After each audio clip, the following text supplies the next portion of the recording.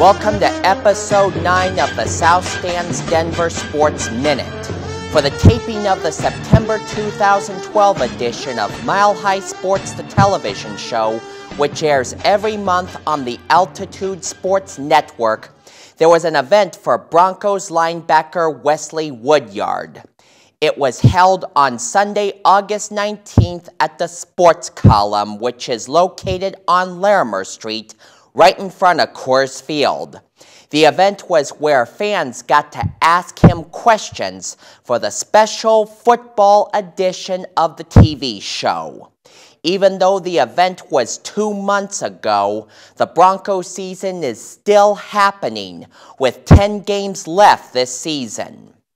Robin Carlin holds 3 positions at Mile High Sports: a columnist for the magazine, a reporter for the television show, and a panelist for Mile High Sports Radio.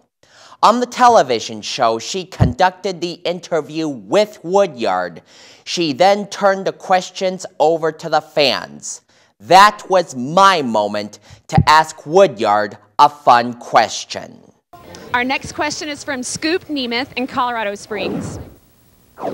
In the movie The Water Boy, Adam Sandler's character, Bobby Boucher, had all his pent-up anger, and he unleashed it on his opponents as a linebacker for a college football team. That technique right there is a clear and natural alternative to steroids, and it's a good form of mental health. Have you and other defensive players ever thought about trying that blocking technique on your opponents? We call that a chip on our shoulder.